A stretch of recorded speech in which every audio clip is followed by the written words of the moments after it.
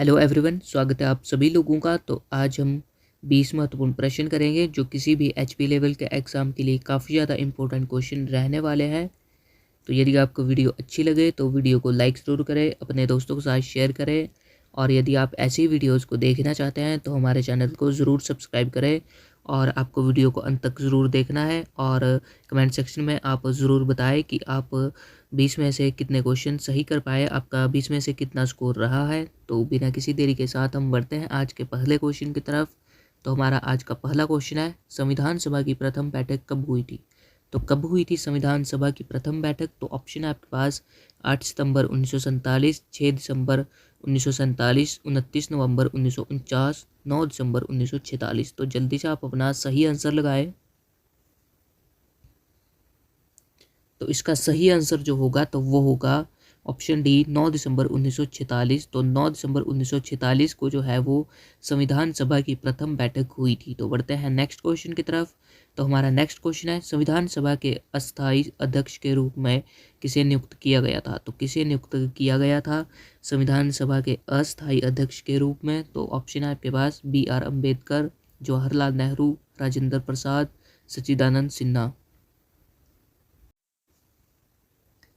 तो इसका सही आंसर जो होगा तो वो होगा ऑप्शन डी, सच्चिदानंद सिन्हा। तो सच्चिदानंद सिन्हा को जो है वो संविधान सभा के अस्थायी अध्यक्ष के रूप में नियुक्त किया गया था। तो बढ़ते हैं नेक्स्ट क्वेश्चन की तरफ। संविधान सभा के स्थायी अध्यक्ष के रूप में किसे नियुक्त किया गया था? तो किसे नियुक्त किया गया था संविधान सभा के स्थायी अध्यक्ष के रूप में? तो ऊपर वाले क्वेश्चन में जो था वो था अस्थायी अध्यक्ष और इसमें है स्थायी अध्यक्ष। तो ऑप्शन है आपके पास BR अम्बेडकर, जवाहरलाल नेहरू, राजेंद्र प्रसाद, सच्चिदानंद सिन्हा। तो इसका सही आंसर जो होगा तो वो होगा ऑप्शन सी, राजेंद्र प्रसाद। तो राजेंद्र प्रसाद को जो है वो संविधान सभा के स्थायी अध्यक्ष के रूप में नियुक्त किया गया था। तो बढ़ते हैं नेक्स्ट क्वेश्चन की तरफ। तो हमारा नेक्स्ट क्वेश्चन है, भारतीय संविधान सभा की स्थापना कब की गई थी?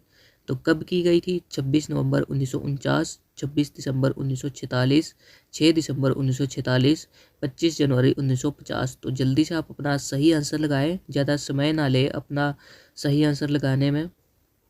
तो इसका सही आंसर जो होगा तो वो होगा ऑप्शन सी, 6 दिसंबर 1946।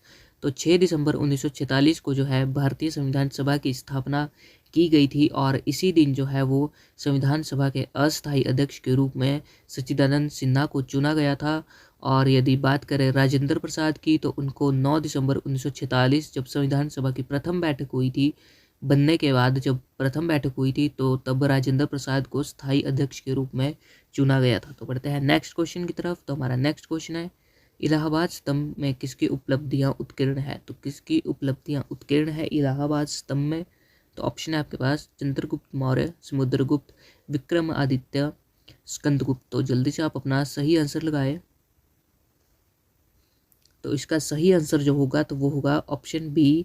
तो समुद्रगुप्त जो है उनकी उपलब्धियां जो है वो इलाहाबाद के स्तंभ में उत्कीर्ण होती है। तो बढ़ते हैं नेक्स्ट क्वेश्चन की तरफ। चीनी यात्री फाहियान किस गुप्त शासक के शासनकाल के दौरान भारत आया था? तो किस समय भारत आया था, किसके शासनकाल में? तो ऑप्शन है आपके पास चंद्रगुप्त मौर्य, समुद्रगुप्त, चंद्रगुप्त टू या फिर कुमारगुप्त। तो जल्दी से आप अपना सही आंसर लगाएं। तो इसका सही आंसर जो होगा तो वो होगा ऑप्शन सी। तो चंद्रगुप्त टू के समय में जो है वो चीनी यात्री फाहियान भारत आया था। तो बढ़ते हैं नेक्स्ट क्वेश्चन की तरफ। तो हमारा नेक्स्ट क्वेश्चन है, भारत में डाक व्यवस्था जो शुरू करने वाले ब्रिटिश गवर्नर जनरल था? तो कौन था भारत में डाक व्यवस्था शुरू करने वाला ब्रिटिश गवर्नर जनरल? तो ऑप्शन है आपके पास lord Dalhousie, lord Cripps, lord Curzon, lord Mountbatten. तो जल्दी से आप अपना सही आंसर लगाएं। तो इसका सही आंसर जो होगा तो वो होगा ऑप्शन ए, लॉर्ड डलहौजी। तो लॉर्ड डलहौजी जो थे उन्होंने भारत में डाक व्यवस्था को शुरू किया था। तो बढ़ते हैं नेक्स्ट क्वेश्चन की तरफ। भारत के लोकसभा के प्रथम अध्यक्ष, तो भारत में लोकसभा के प्रथम अध्यक्ष कौन थे? तो ऑप्शन है आपके पास GV मावलंकर, डॉक्टर राजेंद्र प्रसाद, व्योमेश चंद्र बनर्जी या फिर अन्य। तो इसका सही आंसर जो होगा तो वो होगा ऑप्शन ए, GV मावलंकर। तो GV मावलंकर जो है वो भारत के प्रथम लोकसभा अध्यक्ष हैं। तो बढ़ते हैं नेक्स्ट क्वेश्चन की तरफ। बसपा घाटी भारत के कौन से राज्य में स्थित है? तो कौन से राज्य में स्थित है? उत्तराखंड में, सिक्किम में, हिमाचल प्रदेश में, अरुणाचल प्रदेश में। तो इसका सही आंसर जो होगा तो वो होगा ऑप्शन सी, हिमाचल प्रदेश। तो बसपा घाटी जो है वो भारत के हिमाचल प्रदेश में स्थित है और ये हिमाचल प्रदेश के किन्नौर ज़िले में स्थित है। और यदि इसकी बात करें तो इसको सांगला घाटी भी बोला जाता है और ये किन्नौर की सबसे सुंदर घाटी है, बसपा या फिर सांगला घाटी। तो सांगला घाटी भी आपसे पूछा जा सकता है क्वेश्चन में। तो बसपा घाटी और सांगला घाटी दोनों एक ही हैं। तो बढ़ते हैं नेक्स्ट क्वेश्चन की तरफ। तो हमारा नेक्स्ट क्वेश्चन है, कौन सा ग्रह सूर्य के सबसे निकट है? तो सबसे निकट सूर्य के कौन सा ग्रह है? तो ऑप्शन है आपके पास बुध, प्लूटो, बृहस्पति, शुक्र। तो इसका सही आंसर जो होगा तो वो होगा ऑप्शन ए, बुध। तो बुध ग्रह जो है वो सूर्य के सबसे निकट है। तो बढ़ते हैं नेक्स्ट क्वेश्चन की तरफ। बुध सूर्य का एक चक्कर लगाने में कितना समय लेता है? तो कितना समय लेता है बुध ग्रह सूर्य का एक चक्कर लगाने में? तो ऑप्शन है आपके पास 90 दिन, 88 दिन, 75 दिन, 87 दिन।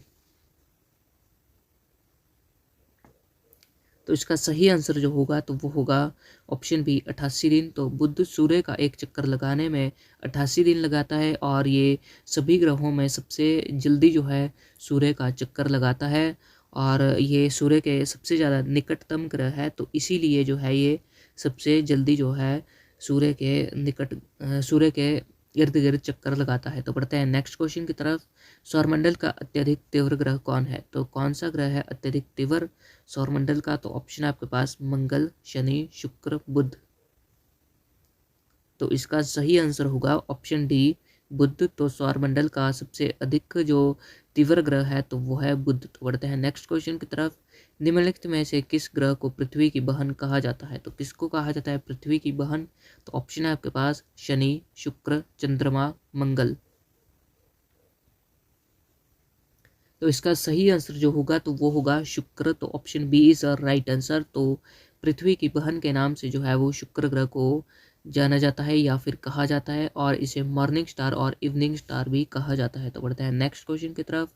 दो ग्रह जिनके उपग्रह नहीं है, तो जिनके उपग्रह है ही नहीं तो आपको बताना है किनके नहीं है। तो ऑप्शन है आपके पास पृथ्वी और शनि, शुक्र और बुध, बृहस्पति और बुध, मंगल और शनि।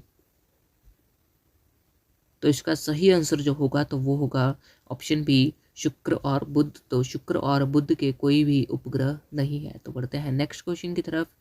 किस ग्रह को शाम का तारा कहा जाता है? तो किसको कहा जाता है? पृथ्वी, शनि, शुक्र, चंद्रमा।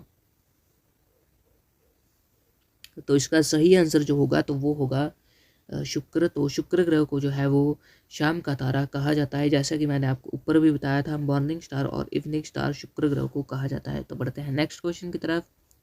डायनामाइट के आविष्कारक निम्नलिखित में से कौन है? तो कौन है डायनामाइट के आविष्कारक? तो ऑप्शन है आपके पास Einstein, Newton, Alfred Nobel, madam Curie.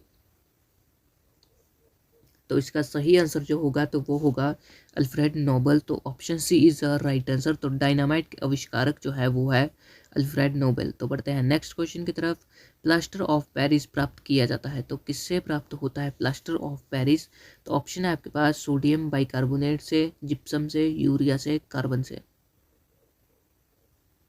तो इसका सही आंसर जो होगा तो वो होगा ऑप्शन बी, जिप्सम। तो जिप्सम से जो है वो प्लास्टर ऑफ पेरिस प्राप्त किया जाता है। तो जब जिप्सम को गर्म किया जाता है तो उससे प्लास्टर ऑफ पेरिस बनता है। तो बढ़ते हैं नेक्स्ट क्वेश्चन की तरफ। रडार में किस प्रकार की तरंगे होती है? तो किस प्रकार की तरंगे होती है रडार में? विद्युत तरंगे, विद्युत चुंबकीय तरंगे, ध्वनि तरंगे, उपयुक्त में से कोई नहीं। तो इसका सही आंसर जो होगा तो वो होगा ऑप्शन बी, विद्युत चुंबकीय तरंगे जो है वो रडार में होती है। तो बढ़ते हैं नेक्स्ट क्वेश्चन की तरफ। आकाश के नीले दिखाई देने का क्या मुख्य कारण है? तो क्या कारण है आकाश का नीला दिखाई देने का? तो ऑप्शन है आपके पास सूर्य की रोशनी नीली होती है, वायुमंडल में उपस्थित धूल आदि के कणों द्वारा सौर किरणों का प्रकीर्णन, प्रकाश परावर्तन, प्रकाश अपवर्तन। तो जल्दी से आप अपना सही आंसर लगाएं। तो इसका सही आंसर जो होगा तो वो होगा ऑप्शन बी। तो वायुमंडल में उपस्थित धूल आदि के कणों द्वारा जो है वो किरणों का प्रकीर्णन होता है, जिसके कारण आकाश हमें नीला दिखाई देता है। तो बढ़ते हैं नेक्स्ट क्वेश्चन की तरफ। तो ये हमारा आज का अंतिम क्वेश्चन है। बर्फ पर दाब बढ़ाने से गलनांक में क्या फ़र्क आता है। तो क्या होता है जब बर्फ़ पर दाब बढ़ाया जाता है, तो ऑप्शन आपके पास, तो गलनांक क्या होता है, तो ऑप्शन आपके पास घट जाएगा, बढ़ जाएगा, अपरिवर्तित रहेगा, शून्य हो जाएगा। तो इसका सही आंसर जो होगा तो वो होगा ऑप्शन ए, घट जाएगा। तो जब बर्फ़ पर दाब बढ़ाते हैं तो उसका गलनांक जो है वो घट जाएगा। तो इसी के साथ हमारे आज के क्वेश्चन समाप्त होते हैं, आज की वीडियो समाप्त होती है। तो यदि आपको वीडियो अच्छी लगी हो तो वीडियो को लाइक ज़रूर करें और कमेंट सेक्शन में अपना स्कोर ज़रूर बताएं। तो मिलते हैं अगली वीडियो में। जय हिंद, जय भारत।